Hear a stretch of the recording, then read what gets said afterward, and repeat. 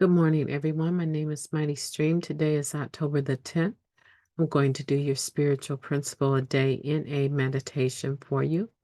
I'm brought to you by Hope Through Navigation, and this is our H.O.O.D Recovery Services. You can contact me at recoveryofhope21@gmail.com. Let's go ahead and get into the meditation. I hope you're having a beautiful day. Perfect. It's large enough for everyone to see. Okay. October 10th, connected to our purpose. We begin to feel connected to the world around us, and our lives have purpose. That comes from the Living Clean book, chapter 3, Creative Action of the Spirit. Disconnection is one of the hallmark features of addiction.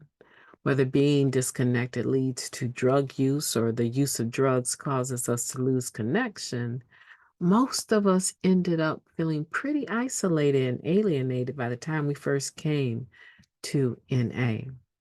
Some of us feel connected right away when we get clean. Others keep coming back for months or years to get there.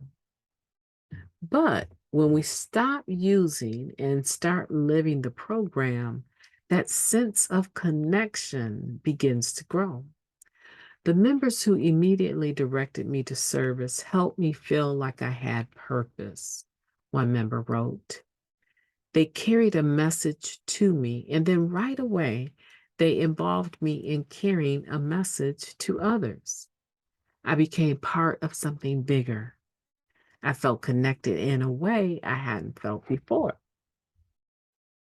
What we connect to and what our purpose is may not be the same for every addict or for every phase of recovery.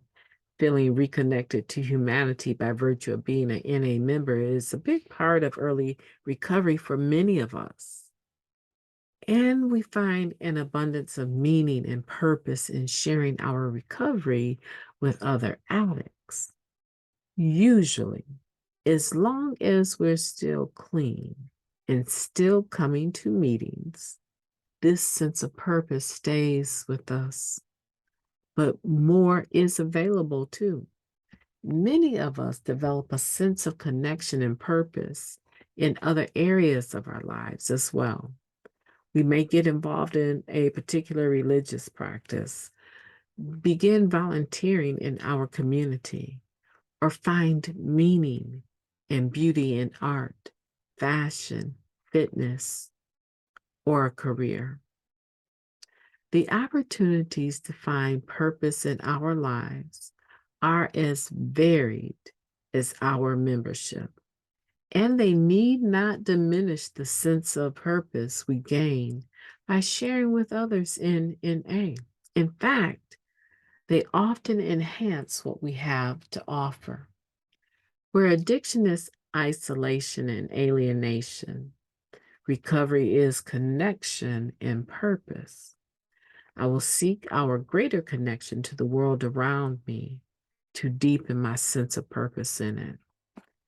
So, this meditation is what I would call probably like a level 8. It's a level 8, a hurricane 8, a earthquake 8. No, I'm just joking with you this morning. But what I want to say is that this particular meditation is a little bit what I would call complicated. It's complicated because it's taking two two polar opposites, and then it's drawing the connection to the fruit of those spiritual or lack of spiritual principles or behaviors, and then drawing a really large picture for you to look at. And so this is what I want to do with this particular meditation. This would be something that I generally would say would be like maybe 2 podcasts, actually. But I want to keep it simple. And I want to keep it simple in particular for the newcomer, because I want to make sure that the newcomer understands that the main spiritual principle of this spiritual principle a day in a meditation is being connected to our purpose.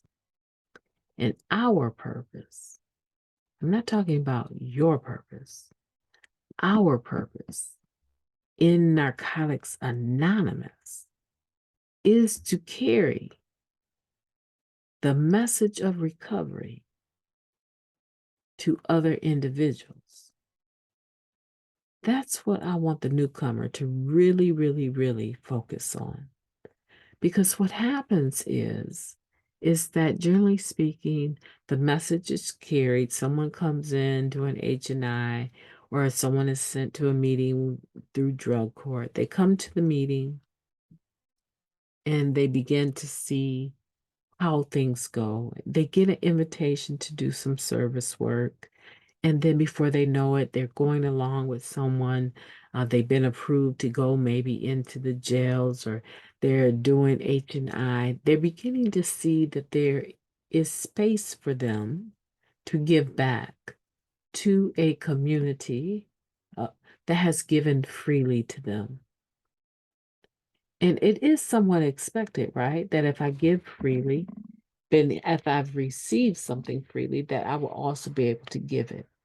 Okay, so for the newcomer, what that looks like is doing 90 and 90 and getting to the point where, depending on the autonomy of your group that you're serving in, possibly chairing some meetings. Learning how to chair a meeting, how to keep it focused and keep it rolling, and not allowing people to take other people hostage, and learning when to speak up when someone is sniper sharing. You begin to learn. It could be something like that. But what it does, it builds and increases your courage, your confidence, in the fact and belief that you can do something on a regular basis that's positive and uplifting, a building for other people, to keep a job, pay your bills. Maybe you want to go into other areas in your community. It wouldn't be a surprise. I've seen so many people in recovery go to higher heights, but recovery has always remained their foundation. They know where to come back to. And so I want you to be connected to our purpose and figure out how that looks for you. And then as you develop that, the latter part of this meditation becomes more real, where now you might feel like you can volunteer in your community, or maybe you're connected to not just the people in the fellowship, but your friends that you developed in your faith system that you have, your religious fellowship. Maybe you begin to find meaning in art. I just participated in an art hop this past Friday, and now I'm a little bit rusty, but I have tons of art supplies. It seems like it's something that I really love to do. I'm always investing in art supplies, but you need to learn how to use the mediums and how to make them work well together. And I just wasn't comfortable, even though many people thought my pieces of work could go for hundreds of dollars. I just really wasn't ready. I wanted to make sure that my masterpiece that I present, it meets my standards. But I have a love for art. Many people love fashion, or maybe you have a career.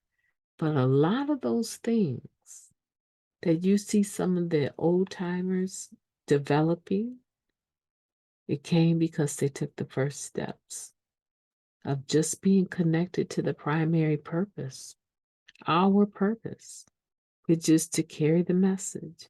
And through carrying the message, they found themselves exposed to more and more opportunities, not because carrying the message necessarily opened those opportunities, but because the confidence they needed, right? So truly, service is one of those things that I would consider a life skill that needs to be developed and honed in on. And I would encourage you to do that. No time like the present. Get started and get started today. You have a beautiful day. I've enjoyed talking to you. I'll be talking to you tomorrow.